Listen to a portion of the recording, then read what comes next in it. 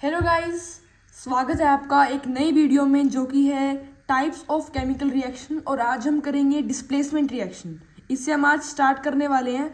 तो first of all अगर आप देखते हैं तो डिस्प्लेसमेंट रिएक्शन के अंदर एनसीईआरटी में हमें एक्टिविटी 1.9 गिवन है।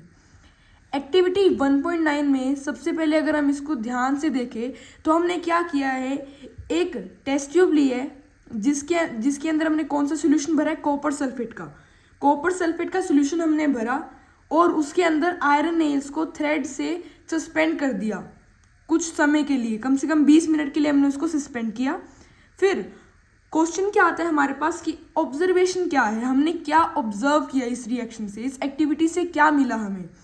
तो हमें ये मिला द कलर ऑफ CuSO4, जो CuSO4 का ब्लू कलर आप इमेज में भी देख सकते हैं, ये किस में चेंज हो जाता है, ये ब्लू से ग्रीन कलर के अंदर चेंज हो जाता है। और ये क्या शो करता है, जो कलर हमारा चेंज हुआ ब्लू से ग्रीन में, ये क्या शो कर रहा है, ये शो कर रहा है कि जो आयरन है बीइंग मोर रिएक्टिव, जो आयरन है वो कॉपर से ज़्यादा रिएक्टिव है। तो ज़्यादा रिएक्टिव होने के कारण वो कॉपर को उसके सॉल्यूशन से डिस्प्लेस करके खुद का सॉल्यूशन बना रहा है। फेरस सल्फेट या फिर आयरन सल्फेट वो सॉल्यूशन बना रहा है। तो ये हमने इस रिएक्शन को डिस्प्लेसमेंट रिएक्शन क्यों बोला, क्योंकि किसी एक मेटल ने या सब्सटेंस ने दूसरे को क्या किया, डिस्प्लेस किया। क्योंकि फर्स्ट रीजन हमारे पास क्या गिवन है, क्योंकि वो उससे ज़्यादा रिएक्टिव है, it is more reactive than the other, that's why displacement reaction occurs. तो अब हम कुछ देखेंगे इसके एग्जाम्पल्स में सबसे पहले हमारा जो एग्जाम्पल है वो क्या है, Fe प्लस CuSO4, जो हमने एक्टिविटी 1.9 में पढ़ा। Fe plus CuSO4 copper sulphate gives you FeSO4 plus Cu। ऐसा क्यों हुआ, क्योंकि जो कॉपर था बीइंग लेस रिएक्टिव, उसे Fe यानी आयरन मोर रिएक्टिव, उसने उसको Cu को डिस्प्लेस कर दिया और SO4 के साथ अपना सोल्यूशन बना के आयरन सल्फेट सोल्यूशन बनाया और Cu रह गया अकेला।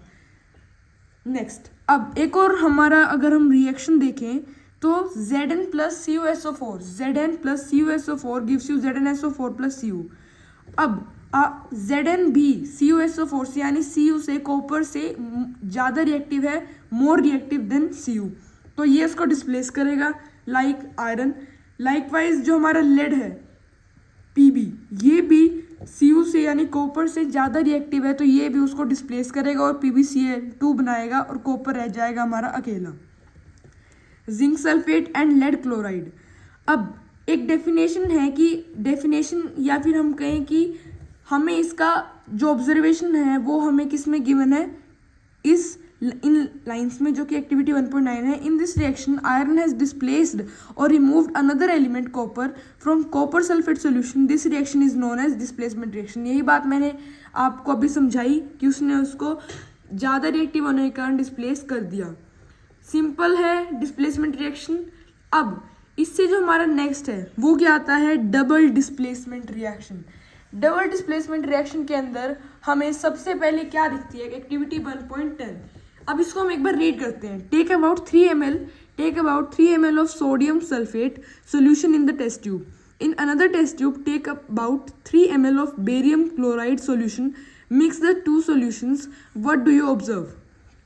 अब इन्होंने क्या कहा कि आप 2 टेस्ट ट्यूब लीजिए, उसके अंदर पहले में हमें क्या लेना है, सोडियम सल्फेट का सॉल्यूशन, और दूसरे के अंदर हमने किसका सॉल्यूशन लिया है, बेरियम क्लोराइड का सॉल्यूशन लिया है, बेरियम क्लोराइड का सॉल्यूशन। तो इसके लिए इन्होंने बाद में क्या कहा कि आप उन दोनों सॉल्यूशंस को एक टेस्ट ट्यूब में कर दो, यानी मिक्स कर दो।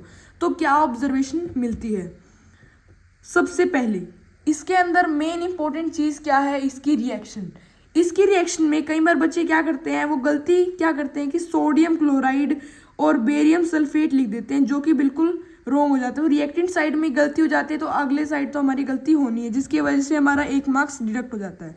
तो इसके लिए हमें रिएक्शन को अच्छे से याद करना, और ये रिएक्शन थोड़ी कंफ्यूजिंग है, लेकिन अगर आप इसको बार बार रिमाइंड करेंगे और लिख के देखेंगे तो ये आपको याद हो जाएगी। तो एक बार रिएक्शन को देखते हैं। Na2SO4 यानी सोडियम सल्फेट प्लस BaCl2 क्या है, बेरियम क्लोराइड। जब हमने इन दोनों को मिक्स किया तो BaSO4 बना, जो कि है barium sulphate, and NaCl sodium chloride. अब जो बेरियम सल्फेट है, बेरियम सल्फेट क्या है, प्रेसिपिटेट है, which is insoluble in water. Precipitate क्या होता है, एक सॉलिड टाइप जो कि वाटर में सोल्यूबल नहीं होता, उसमें घुलता नहीं है। This insoluble substance formed is known as precipitate. Any reaction that produces a precipitate can be called a precipitation reaction. किसी रिएक्शन में अगर प्रेसिपिटेट बनता है जिसका सिंबल होता है डाउन एरो, उसे हम क्या बोलते हैं, डबल डिस्प्लेसमेंट रिएक्शन।